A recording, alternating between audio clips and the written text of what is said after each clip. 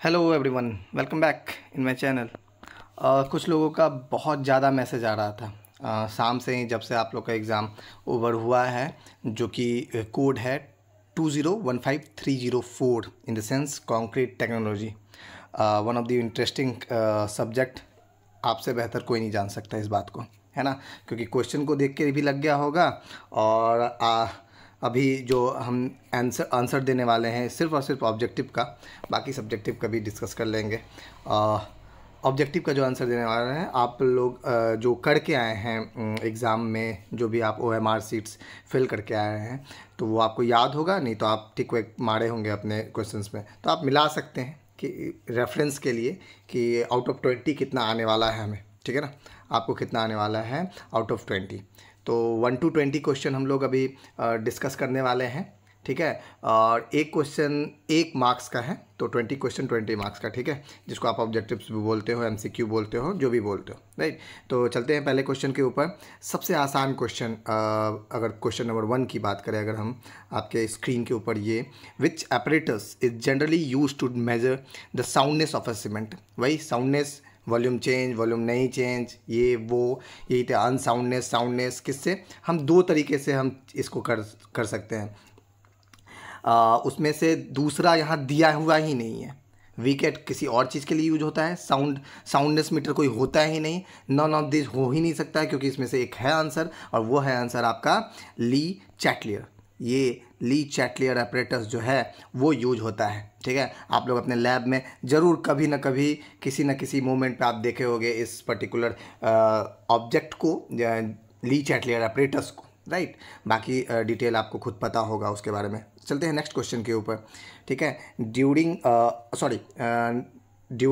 Hydration, तो second question है हमारा, during hydration of cement which compound liberates lower heat. Liberates यानी in the sense मतलब क्या कि वो जब सीमेंट को हाइड्रेट हो रहा होता है, तो कौन सा इन चारों कंपाउंड में कम हीट प्रोड्यूस कर रहा होता है, ठीक है।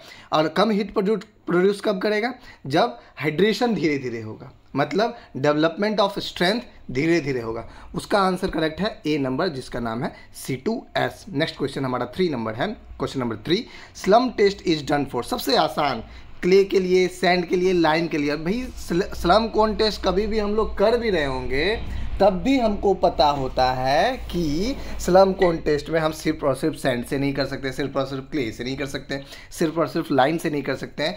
Mixer of sand, concrete, aggregate, और वाटर, इन सब का मिलाकर हम लोग कंक्रीट बनाते हैं और उस पर हम लोग टेस्ट करते हैं। तो इसका करेक्ट आंसर कौन सा हो जाएगा, D number, right.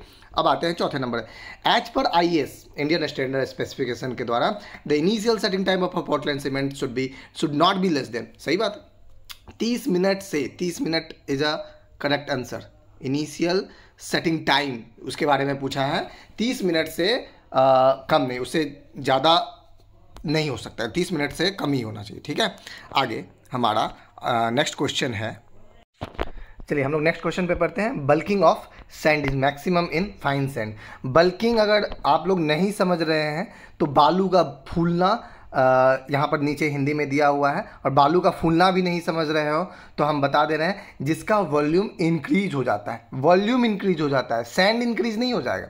1 truck sand 2 truck नहीं हो जाएगा, ठीक है ना, सैंड उतना ही रह जाएगा। वॉल्यूम चेंज होकर क्या हो जाता है, थोड़ा बढ़ जाता है, ठीक है। 4%, 8%, 10%, इस तरह का वॉल्यूम चेंज हो जाता है। थोड़ा सा पानी का अगर स्प्रिंकलिंग फवारा डाला जाता है बालू पे, सूखे बालू पे, तो वो अपना जो वॉल्यूम है वो इंक्रीज कर जाता है, ठीक है। इसका करेक्ट आंसर है फाइन सैंड। नेक्स्ट क्वेश्चन है, the relation between compressive strength of a concrete and water cement ratio. पानी और सीमेंट के रेशियो और कंप्रेसिव स्ट्रेंथ में क्या सिमिलरिटी है या रिलेशनशिप है, तो वो है डायरेक्टली प्रोपोर्शन। डायरेक्टली प्रोपोर्शन मतलब अगर बढ़ेगा तो बढ़ेगा स्ट्रेंथ, तो घटेगा तो घटेगा स्ट्रेंथ, ठीक है। Next question, by using super plasticisers as an admixture. Admixture chapter में सबसे इंपॉर्टेंट अगर टर्मिनोलॉजी है वो है प्लास्टिसाइजर्स। तो सुपर प्लास्टिसाइजर्स यूज़ करने के बाद हमें क्या होता है, by using super plasticiser as an admixture क्या हो जाता है, श्रिंकेज ऑफ कंक्रीट रिड्यूस हो जाता है, मतलब कम हो जाता है। वाटर सीमेंट रेशियो रिड्यूस हो जाता है, स्ट्रेंथ ऑफ कंक्रीट इंक्रीज हो जाता है। तो आंसर क्या हो जाएगा, all of this, D number. चलिए नेक्स्ट क्वेश्चन पे हम लोग चलते हैं, जो कि है चौथा, क्वेश्चन नंबर 8।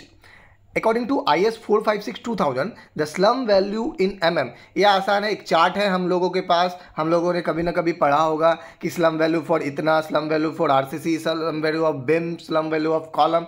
तो स्लम वैल्यू ऑफ बिम का करेक्ट आंसर है 5200 mm में, राइट। नेक्स्ट है shrinkage in concrete can be reduce by using सारा कुछ, ये तीनों है, low water cement ratio, less cement in concrete, proper concrete mixing, ठीक है। तो इसका आंसर हो जाएगा ऑल ऑफ दिस। आसान सा क्वेश्चन श्रिंकेज से रिलेटेड।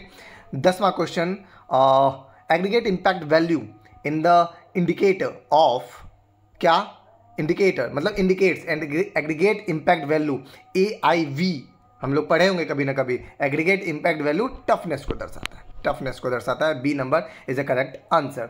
11 M20 का, M10 का, M5 का अलग अलग मिक्स का अलग अलग ग्रेड होता है, अलग अलग ग्रेड का अलग अलग क्या बोलते हैं रेशियो होता है। तो रेशियो क्या हो जाता है, M20 का अगर हम बात करें 1 and 1.5, जिसको आप 1.5 भी बोल सकते हो, और 3 के रेशियो में होता है, मतलब करेक्ट आंसर इज D, ठीक है। Next, the concreting operations perform at a temperature above is called hot weather concreting. ये भी इंपॉर्टेंट क्वेश्चन है। Hot weather concreting, cold weather concreting.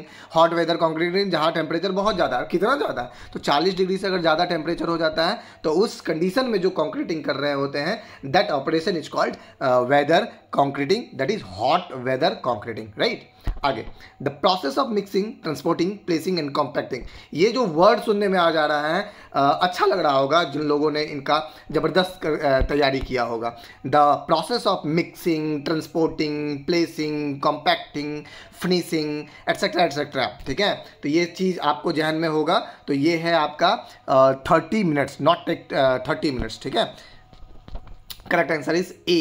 Next question है हमारा एक्सपांसन जॉइंट्स। एक्सपांसन जॉइंट्स क्या होता है, आप लोग जहां पढ़ रहे होंगे, जिस बिल्डिंग में पढ़ रहे होंगे, एडमिनिस्ट्रेटिव ब्लॉक या जो भी ब्लॉक, ठीक है, उसमें क्या होगा कि पार्ट वाइज बांट दिया जाता है। कब पार्ट बाई बांट दिया जाता है, आपके रेसिडेंशियल में कम देखने को मिलता है। अगर आपका रेसिडेंशियल बहुत बड़ा है, मतलब 45 मीटर के अबव है आपका लेंथ आपके रेसिडेंशियल बिल्डिंग का, तो आपको देना लाजमी है, जरूरी बन जाता है। तो 45 इज अ करेक्ट आंसर, ठीक है, एक्सपांसन जॉइंट्स के लिए। वो गैप प्रोवाइड कर देता है, क्यों करता है ये हम लोगों ने कभी ना कभी डिस्कस किया होगा, राइट। नेक्स्ट क्वेश्चन, 15वां number question, the risk of segregation. एक होता है सेग्रीगेशन, एक होता है ब्लीडिंग। ब्लीडिंग मतलब पानी से रिलेटेड है, सेग्रीगेशन मतलब एग्रीगेट से रिलेटेड है। तो कब हो जाता है, जब हम अगर साइज एग्रीगेट का ज़्यादा ले लें, कब वाटर का अगर रेशियो ज़्यादा ले लें, कब कोर्सर ग्रेडर ऑफ एग्रीगेट, वही बोल रहा है कोर्सर ग्रेडर लार्ज, एक ही कर रहा है। तो इसका आंसर करेक्ट हो जाएगा d, all of the above, ठीक है। नेक्स्ट क्वेश्चन, 16वां number question, which of the following aggregate gives maximum strength in concrete. सबसे ज़्यादा, वैसे इसका करेक्ट अगर और एक ऑप्शन बना दिया जाए तो एंगुलर होना चाहिए, लेकिन अगर हमारे पास एंगुलर नहीं है, फिर राउंडेड नहीं लेंगे, एलोंगेटेड नहीं लेंगे, फ्लैकी नहीं लेंगे, इट्स क्यूबिकल। इसलिए आप याद रखो, कभी ना कभी आप टेस्ट किए होंगे compressive strength test of a concrete, तो क्यूब बनाए होंगे, ठीक है, और कुछ नहीं बनाए होंगे, क्यूब बनाए होंगे, ठीक है। क्यूब पे ज़्यादा आप स्ट्रेंथ टेस्ट कर रहे होगे, राइट। आपका जो कॉलम होता है हमेशा या तो क्यूबिकल ज़्यादा देखे होंगे, राइट, ठीक है, क्यूब के फॉर्म में, राइट। तो उससे भी आप पता लगा सकते हो कि आप क्वेश्चंस के आंसर्स को ओमिट करके आप अपने करेक्ट आंसर के पास पहुंच सकते हो। तो इसका करेक्ट आंसर है डी, क्यूबिकल। नेक्स्ट इंपॉर्टेंट, ये एक टर्म है रिबॉन्ड हैमर टेस्ट, इसको स्किमिडिट भी बोलते हैं, स्किमिडिट रिबॉन्ड हैमर टेस्ट, जो कि आप लोग के सिलेबस के अकॉर्डिंग क्वेश्चन पूछा गया है। ये क्यों काय का यूज कर रहा है, ये hard disk, surface hard disk के लिए यूज होता है। इसका करेक्ट आंसर हो जाएगा डी, करेक्ट। आगे हम लोग बढ़ते हैं। आगे हमारे पास है ये जिप्सम। जिप्सम के बारे में आप पढ़े होंगे, फर्स्ट में ही पढ़े होंगे जिप्सम के बारे में, कि जिप्सम क्यों ऐड करते हैं, या जिप्सम्स क्यों जिप्सम्स हम सीमेंट्स में क्यों यूज करते हैं। तो भैया कंट्रोलिंग सेटिंग टाइम को कंट्रोल करने में, if you increase the quantity of gypsum then what happened, if you decrease the quantity of gypsum then what happened. तो ये हम लोग डिस्कस कर चुके हैं। अगर आप करेक्ट आंसर की अगर बात करो तो कंट्रोलिंग सेटिंग टाइम, ठीक है, सेटिंग टाइम कोई भी सेटिंग टाइम हो सकता है। What is the weight of 1 bag of cement. ये सबसे आसान क्वेश्चन हम समझ सकते हैं कि एक बैग का कितना वजन होता है, 10 kg, 20 kg, 30 kg और 50 kg, ठीक है। तो इसका करेक्ट आंसर हो जाएगा 50 kg, ठीक है। 50 kg is a correct answer of question number 19। अंतिम और लास्ट क्वेश्चन है हमारा, transport of concrete bye pump is done for a horizontal distance. देखिए हॉरिजेंटल डिस्टेंस के लिए अलग हो जाता है, वर्टिकल डिस्टेंस के लिए अलग हो जाता है, इंक्लिनेशन के लिए अलग हो जाता है। तो यहाँ पर सवाल क्या पूछा है भाई साहब, हॉरिजेंटल, तो आंसर क्या हो जाएगा 400 मीटर।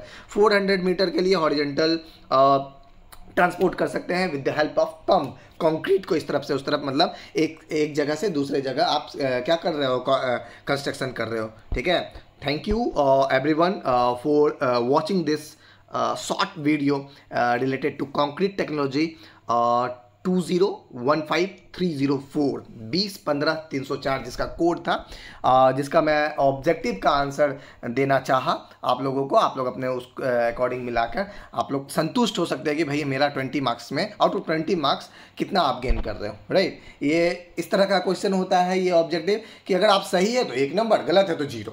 सिंपल है, इसमें कोई ऐसा नहीं है, थ्योरेटिकल पार्ट नहीं है कि 5 में 4 5 में 3, इस तरह का कोई फंडा इसमें होता नहीं है। ठीक है, OMR पे है वो, और भाई बेहतरीन तरीका है किसी भी ऑब्जेक्टिव्स के आंसर को जस्टिफाई करने के लिए, राइट। तो thank you for watching, please subscribe और share this to another needy one, मतलब जो आपके सिविल डिपार्टमेंट के 3rd सेमेस्टर के स्टूडेंट्स हैं, आपके दूसरे कलीग जो दूसरे कॉलेजेस में पढ़ रहे होंगे। ठीक है, तो उनके लिए भी बेनिफिशियल है कि वो आप अपना एक लेवल सेट कर सके कि कंक्रीट टेक्नोलॉजी में कितना मार्क्स आ रहा है। ठीक है, थैंक यू।